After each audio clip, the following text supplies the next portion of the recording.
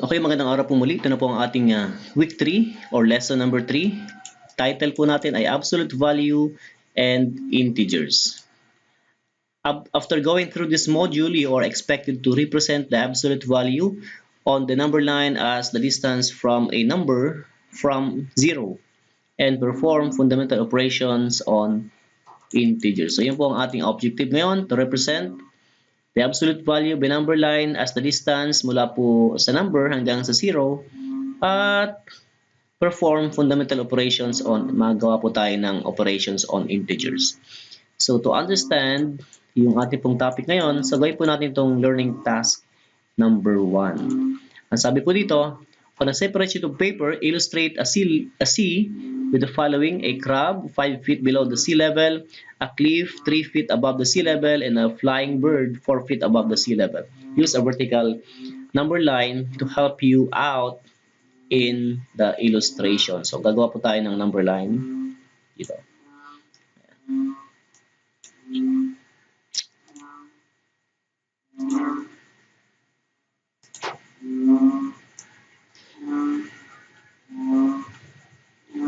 So number line, yan po.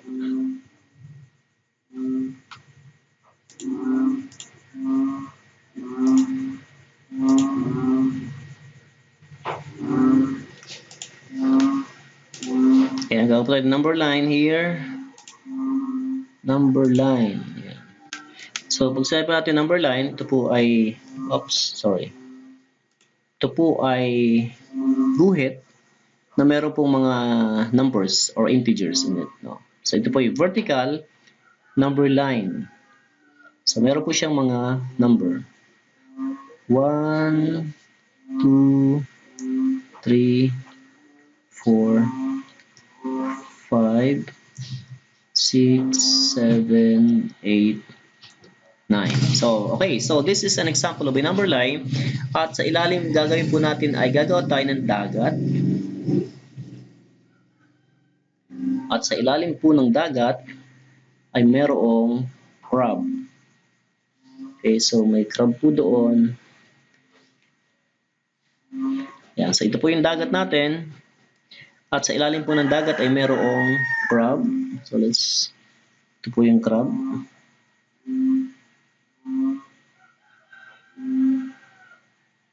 Ayan po yung crab. Okay, so may crab po dyan. At ang lalim po niya ay 5 feet below sea level. Ito po yung sea level. Ano? Ito po yung sea level. And another one, we have a cliff 3 feet above. So may cliff po. So mag-drawing po ulit tayo ng cliff. Okay, so ito yung cliff. Paano mag-drawing? Cliff 3 feet above. So ito po yung cliff.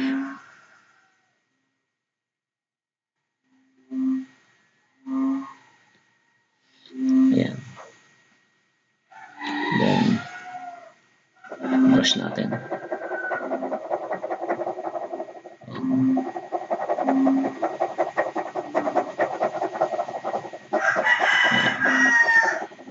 Ayan, drawing pa tayong kasama. Yan ang cliff, 3 feet above. And then, sa taas po ng tubig ay meron pong ibon, 4 feet above naman po the sea level. So, let's make a bird, lumilipad. Ayan. So, ito po ang ating illustration ng ating problem. So, then we are going to answer the 7 question here. Okay. Ayan. Okay, so number 1 question. What number might be a good representation for the sea level? How do represent the distance below and above the sea level? How far is the cliff from the sea level? So mag-umpisa po tayo magsagot dito sa madadali muna. Number 3, how far is the cliff from the sea level? Sabi doon ay, ayan, 3 feet above the sea level. So yan po yun. Mula po dito sa sea level, mula po dito, tatlo, so ito po ay 3 feet.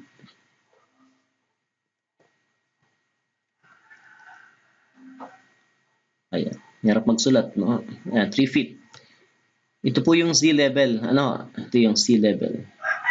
And then, yun naman pong how far is the bird from the sea level? Ilan po bang feet? Nakalagay naman po doon, ano? Naka-state na doon sa ating problem kung ilang layo niya. So, ito po ay 4 feet.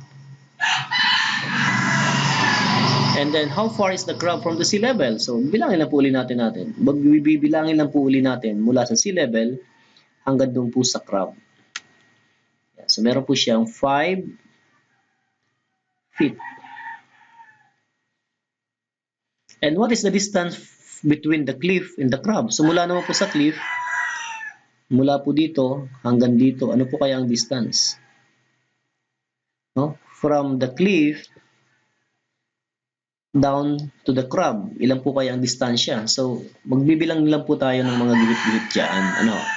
And then, number 7, what is the distance between the bird and the crab? So, mula naman po dito sa bird hanggang sa crab, ano po kaya ang kanyang distansya? So, balikan po natin yung number 1 question.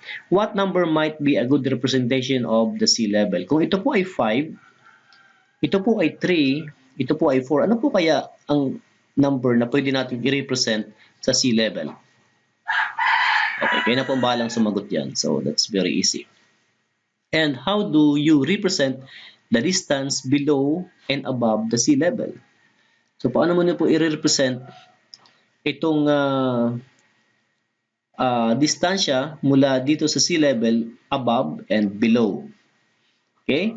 So, that is our learning task number 1. So, dumako na po tayo sa ating pong discussion ng absolute value at ng integers. So, the absolute value of a number, ito po yun, represents this symbol. Okay, ito po ang symbol ng absolute value. This is the distance of a given number on the number line from 0. Pag sinabi po pala nating absolute value, ito yung distansya niya mula sa 0 hanggang doon sa kanyang sarili. Okay? At ang kanya pong symbol ay dalawang vertical line. Ayan. Ano? So, example of absolute value. Absolute value of 1, absolute value of 2, and then we also have absolute value of negative 3, absolute value of negative 4, and absolute value of negative 5. Okay?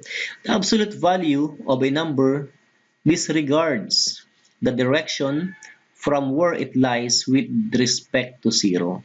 So, pag sinabi po natin absolute value, hindi po nito pinakikialaman or dinidisregard po nito ang kanyang direction. Kung ito pa ay papunta sa kaliwa o papunta sa kanan. Basta po ang tinitingnan niya yung distansya niya from 0.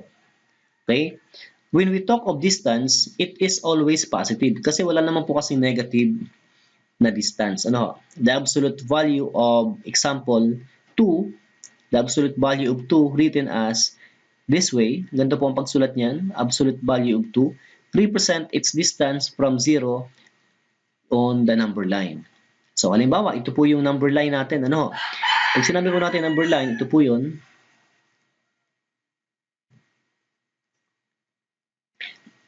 Okay? Sa number line po, meron po tayong parts. Ito po yung 0 part, which is the point of origin.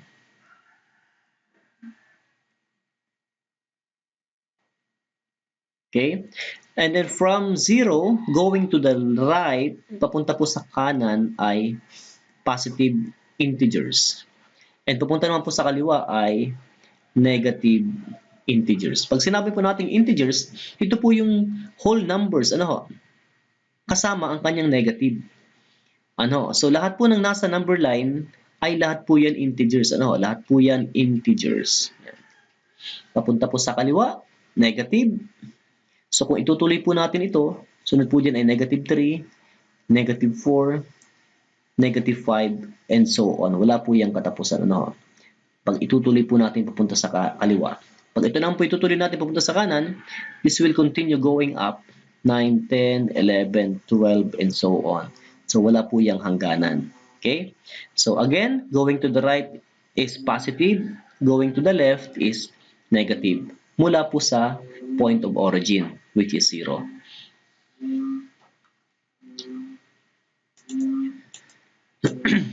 Illustrative example 2. represent negative 4 on the number line. Okay, ano po ba ang representation ng negative 4 sa number line? Nasaan po ba ito? So again, pag sinabi po nating absolute value of negative 4, ito po ay ang distansya niya mula sa 0. Okay? Ang negative 4 po ay narito at ang 0 po ay narito. So ilan po ba ang kanyang units? Ilan po ba ang distansya niya? Ano? Ilan po ba yan? Bilangin po natin. 1, 2, 3, 4. So ang kanya pong absolute value ay 4. Okay, so nandiyan po. Number 3, example. Ito po, dito ay tayo gagawa na ng basic operation. Mag-a-add na po tayo ng absolute values. So, adding absolute values. Paano po ba natin i-add ang absolute value of negative 5 plus the absolute value of 3? So again, ano na nga po ba ang value ng negative 5? So what is the absolute value of negative 5? So the absolute value of negative 5 is 5, and then the absolute value of positive 3 is 3. So substituting ito dito, so magiging na po itong 5 plus yung absolute value of 3 will become 3. Okay, so 5 plus 3 is equals to 8. So ang sagot po ay 8. Ano? So nasaan po ba yung absolute value of negative 5 sa number line? So mula po sa negative 5 hanggang 0, ilan po bang units yan? Ilan po ba ang distansya niya? 1, 2, 3, 4, 5. Kaya po siya ay 5. Ang absolute value niya ay 5. And then ang positive 3 naman po ay narito. Ilan po ba ang distansya niya mula sa 0? 1, 2, 3. Kaya po ang absolute value niya ay 3. So 5 plus 3 will gives you an 8. Okay? So ganyan po tayo mag-add ng absolute value. Kinukuha po natin yung absolute distance niya mula sa 0. Okay? So sa madaling salita, tinatanggalan po natin yung sign. Ano, kung siya po ay negative, tatanggalin natin, magiging na siyang 5. Yun naman pong positive 3, gagawin lang natin 3. So this will become 8. Okay, number 4 example. What is the value of negative absolute value of negative 5? So sabi po dito, when a negative sign appears before the absolute value or absolute sign, this will mean you are taking the inverse or opposite of the absolute value, thus leading to a negative number. Ito po, ang ibig sabihin po nitong negative absolute value of a negative number, ang sagot po dyan ay negative. Okay? So, example, negative absolute value of negative 2. Sagot po din ay negative 2. Halimbawa, example number 2, negative absolute value of negative 4. So, this will give us negative 4. Letter C, what is the negative absolute value of positive 3? Sagot po ay negative 3. Okay? So, lagi pong negative. Kapag ka ang negative sign ay nakalagay before the absolute sign. Okay? Malinaw po. Okay, dumako na po tayo dito sa operation on integers. Matututo po tayo ngayong mag-add at mag-subtract ng integers. Again, pag sinabi po nating integers, ito po yung mga number na mga whole number kasama po ang kanyang negative. Halimbawa, negative 1, negative 2, negative 3, halimbawa pa 0, 1, 2, 3. So lahat po yan ay integers. Ano ho? Lahat po ng nasa number line ay integers. Maliban po doon sa mga fraction. Hindi po siya kasali sa integers. At yun po mga decimal numbers. Okay? So, malinaw po. So dito na po tayo sa basic operation on integers. Addition po muna tayo. Absolute value plays a vital role in performing operations on integers. Study the illustration and analyze carefully the discussion that follow. In the following illustration, ito pong diamond na walang shade at ito pong diamond na may shade represent positive and negative. So this one, ito pong walang shade ay positive, ito naman po may shade ay negative. Okay? Numbers, respectively. So, a pair of negative and one negative is a zero pair. Pag meron po tayong isang pares ng positive at negative na magkatulad na number, yan po ay zero. Okay? Ang tawag po dyan ay zero pair. So, example, ito pong positive 1 saka negative 1 ay zero pair. Okay? So, example, mag-a-add na po tayo ngayon ng integers. Okay? We are going to add integers. Sabi dito, to add two positive integers. So, this is rule number 1. Adding two positive integers. So, i-add natin yung dalawang positive. Sabi doon, just add the two integers and copy the positive sign. So, ang sagot po sa dalawang positive ay positive pa rin pag in-add natin. At meron po ditong note. Note po dito, sabi po sa note, an integer without a negative sign is automatic a positive integer. So, pag nakita po ninyo yung mga number, halimbawa, 3, wala po siyang nakalagay na sign, that is automatically equal to positive 3. Pag yung pong 4, that is automatically equal to positive 4. Kaso hindi na po natin sinusulat yung plus sign doon. So, yan po, automatic, positive pag walang sign. Example, 3 plus 2. Ayan. Tatlong walang shade, meaning to say, tatlong positive plus dalawang negative. Ang sagot po ay 5 negative. Ayan. Sinundan po niya yung rule. Ang rule po, to add two positive integers, just add the two integers. So, add mo lang po yun. 1, 2, 3, 4, 5. So, magiging na po siyang 1, 2, 3, 4, 5. Kaya po 5. And then, ano po ang kanyang magiging sign? Copy the positive sign. Since parehas po silang positive, kopyahan nyo na rin po yung positive doon. So, yan po yung ating rule number 1. Kapag parehas positive ang sagot, pag in-add natin yun, ang sagot po ay positive. Okay. Example number 2. To add two negative integers. Ito na po yung second rule natin. Addition pa rin po tayo. Paano naman po kapag dalawang negative naman ang i-add natin? So, negative plus negative. Ano daw po ang magiging sagot? Just add the two integers and copy the negative sign. So, negative sign po. So, negative po ang sagot kapag nag-add tayo ng dalawang negative. Negative plus negative, the answer is always a negative integer. So, halimbawa, tatlong negative, 1, 2, 3, plus 2 another negatives, so 4, 5. So, ang sagot po ay 1, 2, 3, 4, 5. The answer is negative. So, kulang po ito ng sign. Ang sagot po dito ay negative 5. So, tatlong negative plus dalawang negative, ang sagot po ay 5 negative. So, that is rule number 2. Again, tandaan po natin yung mga rules na yan kasi mahalagang-mahalaga po ito. Unang rule po natin sa pag-a-add, pag parehas po siya positive, ang sagot po ay positive. Second rule, sa pag-a-add ng integers, kapag parehas po siya negative, ang sagot po ay negative. Okay. Case number 3, or rule number 3 po natin. Paano po ngayon kapag magkaiba na ng sign? Okay. So, sabi po dito, observe. 1 positive plus 1 negative. Ano po kaya ang sagot?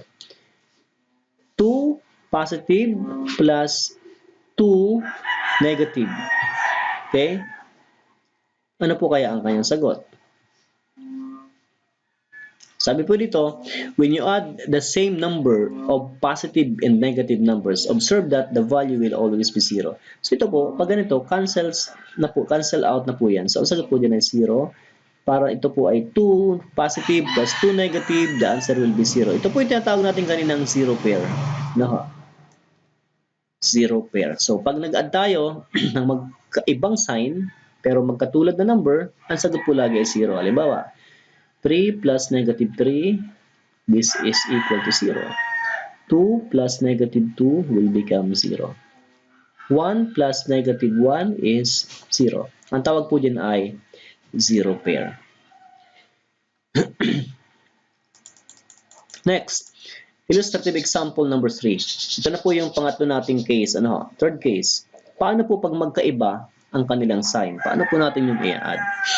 Example, sabi po dito, to add positive and negative integers, subtract the integers and copy.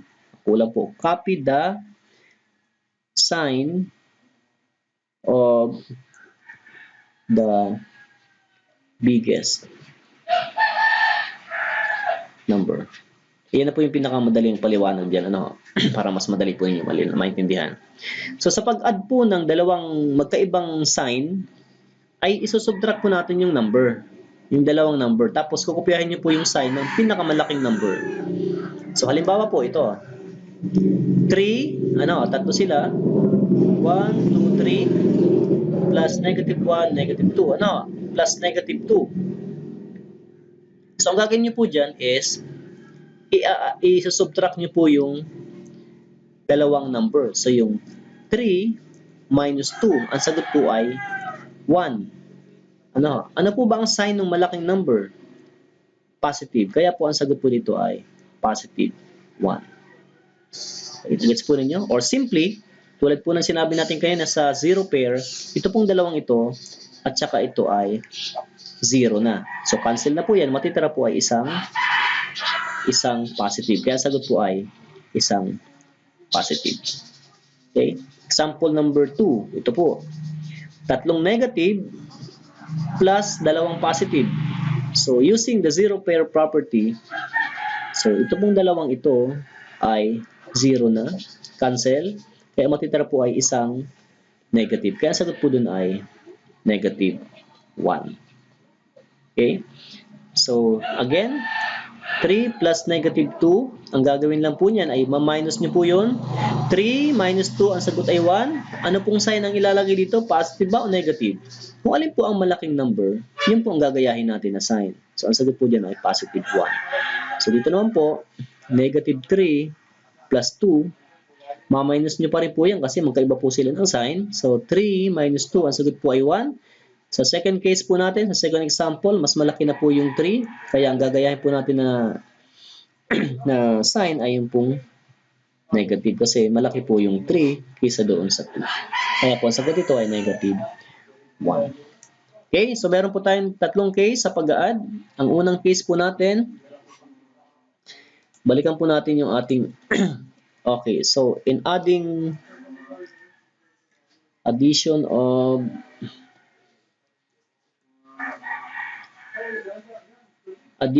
of integers. Ang first case po natin ay kapag magkatulad, pag parehas po positive ang ina-add natin. So if you add 2 positive, the answer is always positive. The second case, kapag magkatulad na negative, so negative plus negative, the answer is negative. Sa pangatlong case po natin, pag nag-add po tayo ng magkaiba, positive plus negative, ang sagot po dyan ay dalawa. It's either positive or negative. Depende po kung alin ang malaking number. Pag ang malaking number po ay positive, ang sagot po ay positive. Pag ang malaking number ay negative, ang sagot po ay negative. Okay? So, bigyan po natin ng example bawat isa. So, let's say we have 5 plus 3 is 8. So, lahat po yung positive. Tapos, balik na rin natin. 3 plus 5 is 8 pa rin. So, dito naman po sa isa, gawin po natin parehas negative. Negative 5 plus negative 3. Sagot po ay negative 8. Balik na rin po natin. Negative 3 plus negative 5, ang sagot po ay negative 8 pa rin. Pero po dito sa third case natin, so, negative 5 plus, gawin po natin itong positive yung isa, plus 3. Tapos yung isa ay 3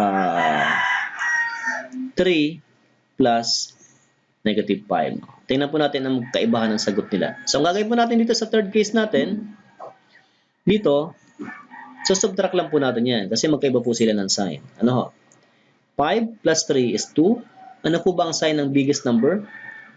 Negative. Ito po ang biggest number ay 5. So, ang sagot po ay negative 2. Dito naman po,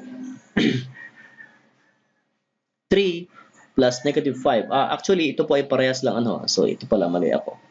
Lalagay po natin dito ay, sabihin natin. The same lang po yan. Lagay po natin dito ay 3 negative plus 5. Yan. So, susubtract pa rin po natin. 5 minus 3, 2. Ano po ang sign ng biggest number? Negative po ba o positive? Alin po ang biggest number? 5. Ito po ba ay negative or positive? Positive. Kaya ang sagot po dyan ay positive. Okay? So, more example on 3. Ano? Bigay po tayo ng example pa dito sa case 3 natin. Halimbawa, 3 plus negative 7. Ang sagot po ay negative 4. 9 plus negative 2. Ang sagot po ay 7. Number 3. Example. 10 plus negative 16. Ang sagot po ay negative 6. Number 4. 8 plus negative 2. Ang sagot po ay 6. Positive. Okay? So, napansin po ninyo, ang sign po niya ay kinuha doon sa malaking number. Yan po, oh. Ano? Kung ano po yung malaking number, yun po ang sign niya. Yan. No. Bakit po negative? Kasi po negative po yung 16. Bakit po positive? Kasi po positive po yung 8. Kaya sana po malinaw. Ano po? Dumako na po tayo sa subtraction naman po tayo. Okay. Sabi po dito, in subtracting, ayan. So, in subtracting, okay. In subtracting integers, change the operation into addition and then change the sign of the subtrahend. Once changed, apply what you've learned in adding integers. So, yung pong sa addition, i-apply po natin dito sa subtraction. Ano? So, meron po tayong tatlong rules in subtracting. Una, change the operation into addition. Yan po ang unang rule natin. This is the first rule. Example, meron tayong 5 minus negative 3. Okay. So, we are going to apply the three rules in subtracting integers. Unang gagawin po natin ay change the operation into addition. So, ito po, ipapalitan po natin ito ng addition. So, 5, instead of subtracting, ito po ay magiging ng plus. Iyan po ang unang rule. Next, then, change the sign of the subtrahend. Alin po ba ang subtrahend? Ito pong i-minus natin, yan po yung subtrahend. Ito po. I-change po natin ang kanyang sign. Kung siya po ay negative, magiging siyang positive. Kung positive naman po siya, magiging siyang negative. So, since siya po ay negative, magiging na po siya ritong positive 3. Ano po ang kasunod? Pag natapos na po yan, then, apply what you've learned in adding integers. So, babalik po tayo dun sa unang rule natin, sa addition. So, 5 plus 3, since parehas po silang positive, ang sagot po dyan ay 8. Okay, ganun lang po kadali. So, first rule, change the sign of the operation. Ito po ang papalitan. Tapos, papalitan nyo rin po itong subtract. Ito pong subtrahend. Ano? Yan pong dalawang yan ang papalitan. So, tingnan po natin itong example. Ito po example ito. Ayan. Negative 4 plus, okay, plus pa nga pala ito. Bakit plus ito? Subtraction na tayo. So, mali po ito. Ano? Dapat po ito ay, example po ito doon sa nauna. Ano? Dito po sa nauna. Dito po sa addition. Ayan. Hindi po siya subtraction. Kasi subtraction na po tayo. Ayan. So, the operation will always change in addition. So, may note po ulit, no? Note, the operation will always change in addition. So, lagi po tayong mag-add. Ano? In changing sign, the positive will be negative and the negative will become positive. So, sa pag-change po ng sign niya ng subtrahend, yung pong negative gagawin positive at yung positive po ay gagawing negative. Okay, so bigyan po natin ng halimbawa ito pong subtraction of integers naman. Ano? Okay, subtraction of integers. Ang steps po natin ay meron po tayong dalawang steps or tatlo. So the first is to change the operation to addition. And then number 2, change the sign of the subtrahend. And then the next is perform addition. So mag-a-add ka na po pagkatapos mong mapalitan yung subtrahend saka yung operation. So example, 6 minus 3. The first step is to change the sign of the operation. So ito pong minus magiging ng plus. So 6 plus yung pong subtrahend, since siya po ay positive, magiging po siyang negative. Kaya siya po ay magiging negative 3. So now, babalikan na po dun sa addition. Paano po pa tayo mag-add ng magkaibang sign? So mina-minus po natin, di ba? So 6 minus 3 is 3. So sa pag-add po, kung ano po ang sign ng malaking number, yun po ang lalagay nating sign ng sagot. Kaya po ito ay positive 3. Okay, so that is example number 1. Second example, say we have, ito rin po, gawin po natin namang negative yung 6. So negative 6 minus positive 3. So what is the rule? Change the operation. Gawin mo po itong plus. So negative 6 plus, and then the subtrahend will become now a negative number, negative 3. Ayan. Pag napalitan nyo na po yan, mag-a-add ka na po. So, paano ba tayo mag-add ng magkatulad na sign? Diba? Pag magkatulad, pag price negative, sabi natin kanina, sa rule number 2, sa addition, i-add lang po natin yan. So, 6 plus 3 is 9, and then copy the sign of copy the common sign. Kung ano sila, kung negative parehas, then negative na rin po yan. Okay? Number 3, let's say we have 12 minus negative 11. So, ano pong sagot? So, 12, yung pong minus, magiging plus. And then, ito pong negative, magiging po yung positive. So, magiging na pong 11. So, sagot po dyan ay 11 plus 12 or 12 plus 11 is 23. So, ganyan lang po kadali. Medyo nakakalito po sa una, pero dapat lang po niyo yung tandaan lagi yung rules in addition. Kasi doon po tayo lagi babalik. Okay? Doon po tayo laging babalik. Sa pag-subtract naman po, pinapalitan na po natin yung subtrahend at saka po yung operation, tapos balik na po ulit tayo doon sa addition.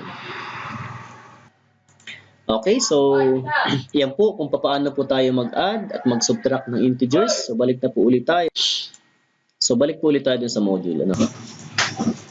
Okay, so ito na po tayo sa learning task number 2. So meron po tayong A and B. So add the following. So number 1, gawin po natin as example. So 9 plus 10, so lahat po sila ay positive, kaya ang sagot po ay positive. So 9 plus 10 is 19. Okay?